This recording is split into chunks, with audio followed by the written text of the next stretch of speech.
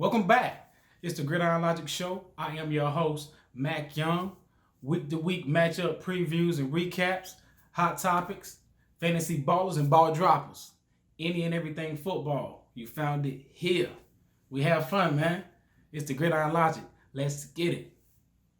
So first off, I want to start off, of course, like always, thank you guys for tuning in. Thank you for your time. Thank you for your attention. I'm not going to hold you long. I'm going to jump right to it.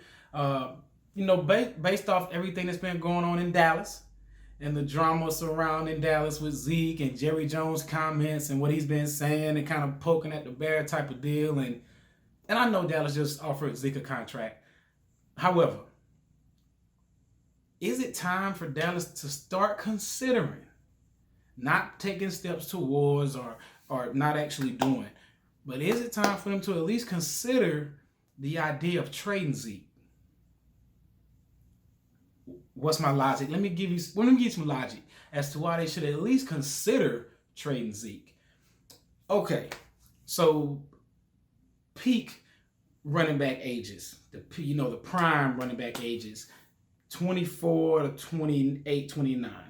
If you look it up, peak ages for running backs, that's about where it is. 24 to 30, but 24 to 29, somewhere around that area. Zeke right now is 24. 2 years left in his rookie contract, which he, of course, has definitely outperformed. But still, 2 years left in his rookie contract. He's 24 years old. So he's right at the cusp of that prime age, which he's been balling like he's been in this prime since he came into the league. But let's think about this thing. Zeke touches the ball approximately 290 times a year, just rushing attempts, not counting what he catches out the backfield and what he does there. Approximately 290 attempts per year. A guy like AP, though he's still balling, Adrian Peterson, a guy like AP in Washington, though he's still balling, throughout his career, he's averaged about 235 touches a year.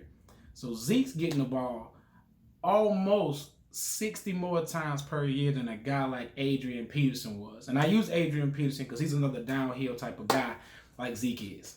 So, and we know the type of injuries that Adrian Peterson were faced with. Of course, you was injury on no one. So I'm just saying that the amount of risk increases when you touch the ball that much. So we look at that and we consider that.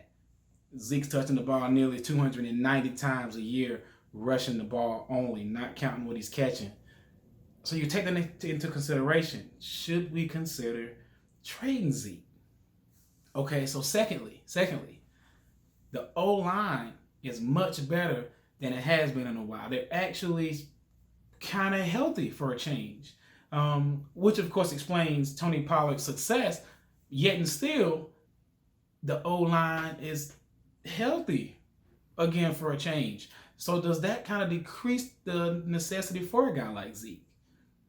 Of course, Zeke balled out. Even when the O-line went through their injury, Zeke was still balling. But now the situation is different. So should Dallas consider trading Zeke? Obviously, y'all love Tony Pollard. They're raving about him. So if he's really that good, should we consider? The O-line is getting healthy again. So should we really consider, or not we, Dallas, because I'm an Eagles man, of course, but should we consider trading Zeke? Also, if you do say you're keeping Zeke, that means you absolutely have to at least have the opportunity to play for a championship. At least play for, you don't even have to win. At least play for a championship. Ideally win. That's what you play for. But at least the opportunity to play for a championship. And if he doesn't produce that, or if there's any doubt that his presence on the team will produce that opportunity, should Dallas consider trading Zeke? The reason I say should they consider trading Zeke now, most importantly, is if you trade him now, you get the world for him. You get the world for him. And I know Houston Texans need a left tackle right now, but they were in the sweepstakes to get Le'Veon Bell, or they wanted him. So if a guy like Zeke came available, with a guy like Clowney potentially on the market, should Dallas consider trading Zeke? you should be considering it at least.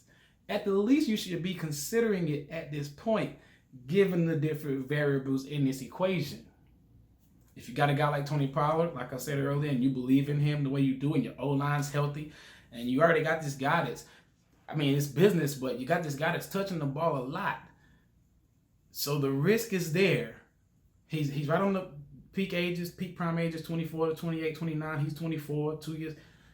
Should we consider trading him? If you wait and you don't trade him now, you let him sit out a year, his value depreciates.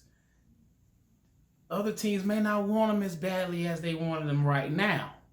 Especially if a guy like Tony Pollard goes and balls out, and then it looks like, well, I know Zeke balled, and he did have that success when they went through the injuries, but if we just get a pretty good running back,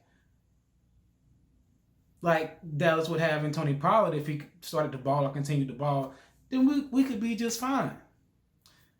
Should Dallas consider trading Zeke? There's a lot of different variables in that equation, but I feel like you have to consider all of those. They all go into that equation when it's a business and you're thinking about, you know, what you want on your investment, that return on your investment. What do you want? So I absolutely believe that Dallas should consider trading Zeke at this point and getting the world for him now, as opposed to waiting, taking that risk. You pay him, you don't get that championship, and then you kind of think, well, what would have happened if we would have? I think you should consider trading him right now, seeing what you get for him. You know, hey, tell me what you think. Guys, you know, you guys just tuning in and checking the video out. Tell me how you feel. What would you do if you were in front office, you were Jerry Jones, and what would you do? Would you at least consider trading Zeke? Hey, maybe I'm completely wrong. If you think I'm completely wrong, hey, give me your logic. What's your logic? Tell me. Let's discuss it. Sit down at the table. Let's debate.